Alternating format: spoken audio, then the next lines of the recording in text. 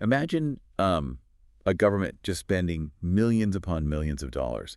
Like they pour thousands of tons of concrete, they bring in these massive fleets of cranes, and they just build block after block of shiny brand new apartments. Right, a total transformation on paper. Exactly. And all of this is supposed to solve this severe urban crisis. The ribbon is cut, the politicians are all smiling for the cameras, and yeah, it looks like a massive victory. Oh, absolutely. It's the ultimate photo op. Right.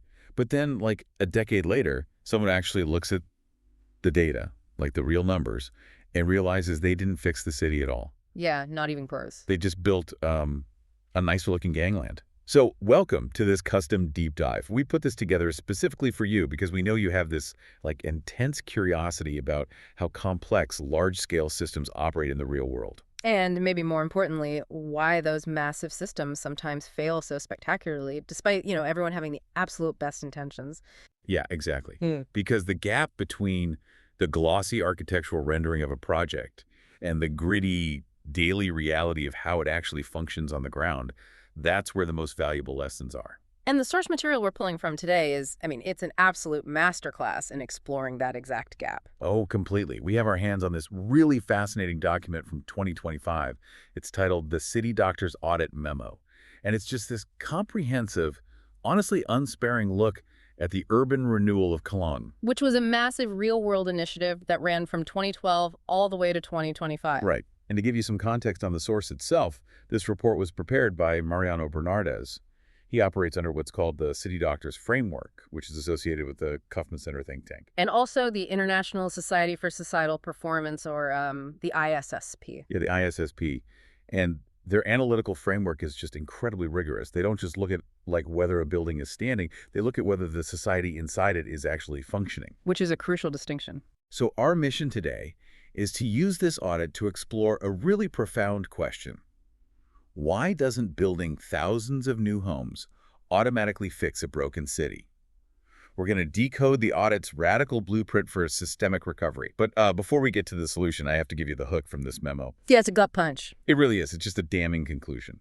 The audit explicitly states that the Colón project didn't fail because it lacked cement. It didn't fail because it lacked cranes or workers. It failed because it lacked an operating system. And that phrase alone, it changes the entire paradigm. We're so used to thinking of an operating system in terms of, like, our phones or computers, right? Yeah, exactly. But applying it to a city, suggesting that a municipality requires this hidden software to make the physical hardware actually function, it's a completely different way to evaluate urban planning. Okay, let's unpack this. Because on the surface, setting up a contrast between what the city looked like it was doing versus what was actually happening, it's really jarring. If you walk through Colón during this 13-year renewal period, you'd see a massive construction boom. Oh, cranes everywhere, dirt moving. Right. Tangible, physical progress happening every single day. So, why is this audit so intensely critical of that exact effort? Well, to understand the bold solutions they propose for 2026 and beyond, we first have to precisely define the exact nature of the failure leading up to 2025. And you're absolutely correct about the physical progress, by the way. So they did actually build the stuff. Oh, yeah. The Ministry of Housing and Territorial Planning, they're known as MIVEO, they were incredibly successful at producing physical assets. Okay, so the hardware got built. Exactly. We're talking thousands of housing units, major infrastructure upgrades, vast public works. The concrete was poured, and the keys were quite literally handed over to residents. Which, to the average person sounds like a total win. Like, if you have a housing deficit and you build thousands of houses, problem solved, right? You'd think so, yeah. The government did its job. But the executive verdict of the audit just brings down the hammer on that exact assumption. They classify this massive, multi-million-dollar intervention as a high-output, low-recovery initiative. High output, low recovery. Yes. Aviat absolutely built the physical stock, but they completely failed to flip the city's underlying performance equilibrium. Meaning they confused physical motion with actual societal progress. Precisely. They optimized a specific subsystem housing and public works, but they left the core illness of the city entirely intact. And the audit defines that illness signature very, very clearly. Right, and we should translate some of that think tank terminology here, because what it means on the ground is pretty terrifying. Yeah, we're talking about territorial coercion, entrenched gang economies, widespread unemployment, and just a total lack of institutional legitimacy. Like, when the audit talks about territorial coercion, what they really mean is that even in these shiny new buildings, if you want to open a corner store or just walk safely to the bus stop, you're still paying a tax to the local gang, not the government. Exactly, and the numbers in the memo totally back that up. Colón remained one of the provinces with the highest homicide rates in the country. The violence linked to territorial disputes like gangs fighting over who controls which block, it persisted right alongside all this brand new infrastructure. Wow. And it points to a profound measurement failure at the absolute highest levels of government. So they were grading themselves on a totally different rubric than reality. They were just measuring outputs, right? Like budgets executed, contracts signed, units delivered. Right, just checking boxes. But the city doctor standard demands what they call a double bottom line. You need a financial return on investment, obviously, but you critically need a social return on investment. Oh, that makes sense. Yeah. If you build 100 state-of-the-art apartments, but the neighborhood is still ruled by extortion and fear, your social return is negative. The physical assets mean nothing if the social reality is toxic. It really makes me think of like a medical analogy, right? The report points out subsystem optimization as a root cause of failure. It's like a doctor giving a patient a shiny, state-of-the-art prosthetic leg, Right. but completely ignoring a systemic, life-threatening blood infection. Like, great, you've optimized the leg, the subsystem, but the patient is still dying on the table. That is exactly what happened here. So what does this all mean for the people actually moving into these units? They get a nice new apartment, but the blood infection of the city is still raging. And the analytical why here is so crucial to understanding the audit's critique. The planners treated Colón purely as a housing deficit. They looked at a map and just saw, a lack of adequate apartments. Just a structural issue. Right. But the city doctor's framework argues that Colón was never suffering from a housing deficit. It was suffering from a territorial performance failure. A territorial performance failure. So the very rules of the neighborhood were fundamentally broken. And I guess a new coat of paint doesn't rewrite the rules. Exactly. When you drop new housing into an environment that's governed by illicit rent structures, fragmented policing, and weak institutional legitimacy, the housing doesn't magically change the environment. The environment simply absorbs the housing. Which brings up a really dark question about the psychological and economic reality for these communities.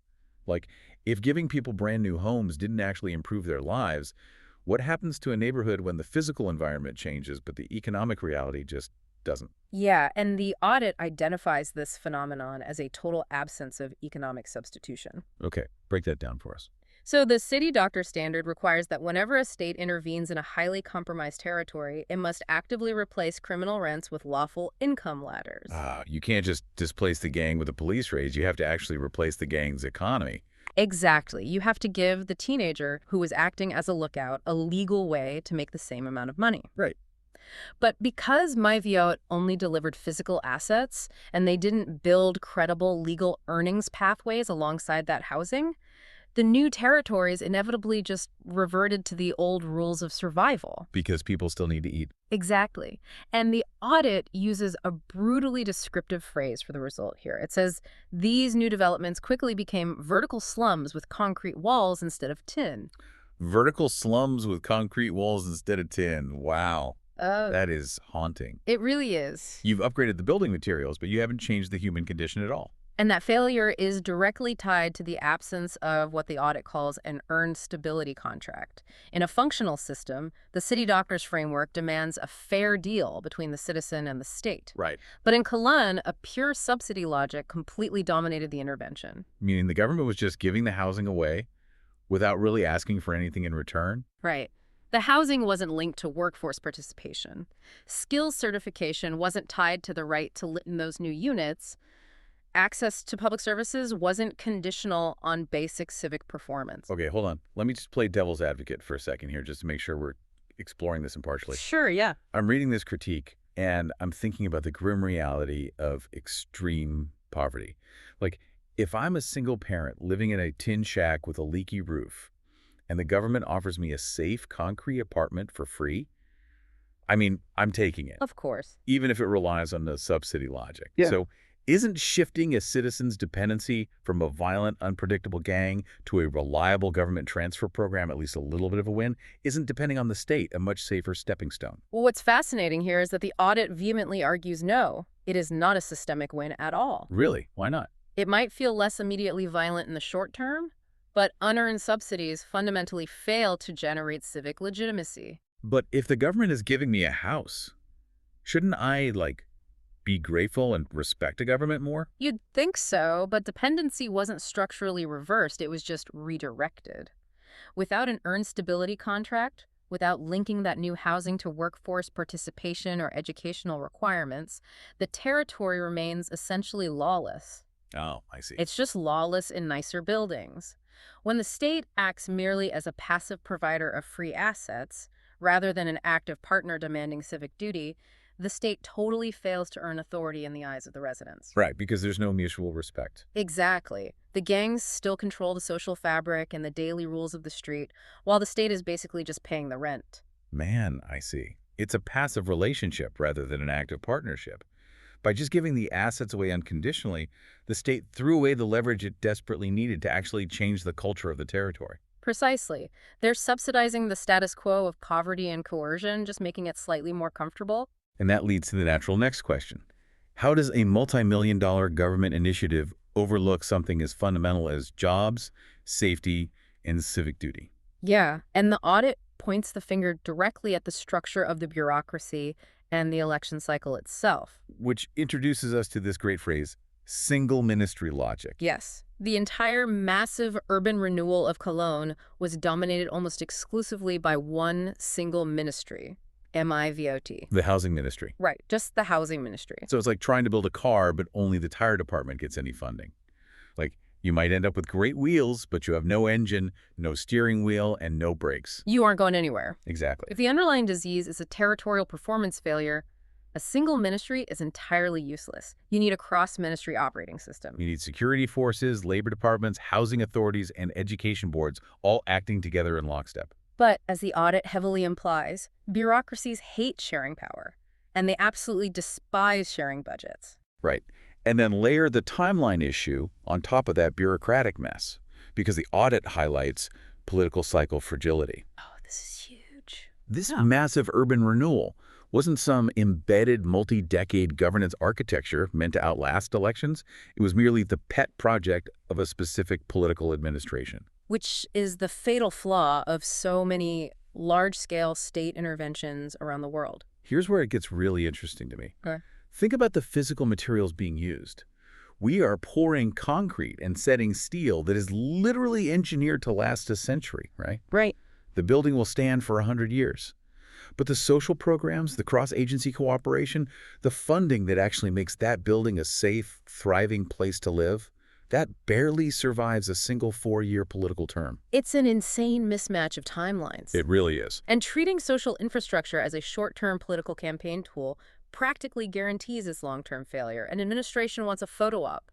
They want to cut a ribbon before the next election cycle. Because they need the votes. Exactly. You can build a concrete tower in 3 years and cut a ribbon. You absolutely cannot reverse multi-generational gang dependency in 3 years. No way.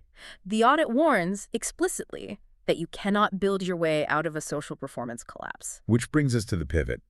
Because the audit doesn't just act as a harsh critic tearing down the past 13 years. It actually writes a new, radical prescription. Yeah, they outline a 2026 to 2030 retrofit plan. And what I really appreciate is that they don't say tear all these new buildings down.